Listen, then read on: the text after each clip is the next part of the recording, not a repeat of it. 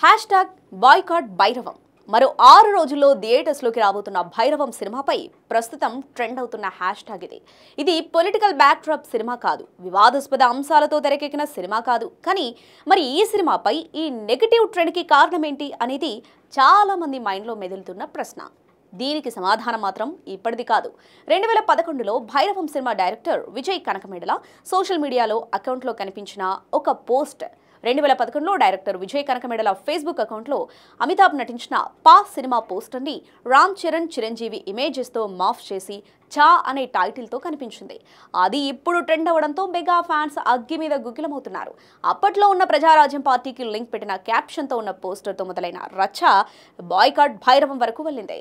అయితే ఈ విషయంపై భైరవం డైరెక్టర్ విజయ్ క్లారిటీ ఇచ్చారు. నేను మెగా ఫ్యామిలీకి చాలా సన్నిహితుడిని. నా కెరీర్లో ఎక్కువ సినిమాలు చేసింది కూడా మెగా హీరోలతోనే.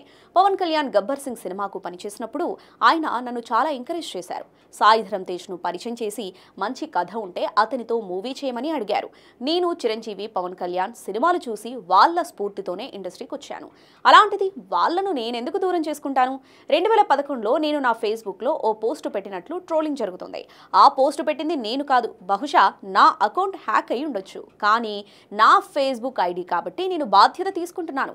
ఇలాంటి పొరపాటు మరోసారి జరగదు. మనస్ఫూర్తిగా చిరంజీవి పవన్ ఫ్యాన్స్కు క్షమాపణలు చెబుతున్నాను.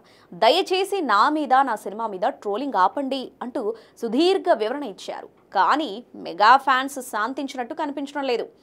2011లో హ్యాక్ అయితే ఇప్పటి వరకు చూసుకోలేదా అంటూ ప్రశ్నిస్తున్నారు. అయితే ఏలూరు సాంగ్లో లాంచ్ సందర్భంలో విజయ్ చేసిన వ్యాఖ్యలు ఒక పొలిటికల్ పార్టీని హర్ట్ చేశాయని అంటున్నారు. ఇప్పుడు కొత్తగా ఈ వివాదం. అసలే ఈ సినిమా టీంలో చాలా మందికి కీలకం. మంచు మనోజ్ 9 సంవత్సరాల గ్యాప్ తర్వాత రీ ఎంట్రీ ఇస్తున్నాడు.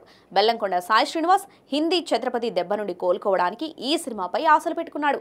ఇక డైరెక్టర్ విజయ్ కనకమేడల గత చిత్రం ఉగ్రం పెద్దగా ఆడలేదు. ఈ సినిమాని 2 సంవత్సరాలు వెచ్చించి చేశాడు. ఇలా ఇంతమంది కెరీర్స్కి కీలకమైన ఈ సినిమా ఈ నెల 30న థియేటర్స్లోకి రాబోతుంది. మరి అప్పటిలోగా ఈ వివాదాన్ని పూర్తిగా మర్చిపోయి అంతా థియేటర్స్కి వస్తే పర్లేదు. లేదా ఈ వివాదం ఇంకా కొనసాగితే సినిమా టాక్ అటు ఇటుగా వస్తే మాత్రం వీళ్లతో పాటు నిర్మాతకు కూడా ఇబ్బంది కలిగే అవకాశం ఉంది. మరి భైరవం జాతకం ఎలా ఉందో ఈ నెల 30న తేలబోతుంది.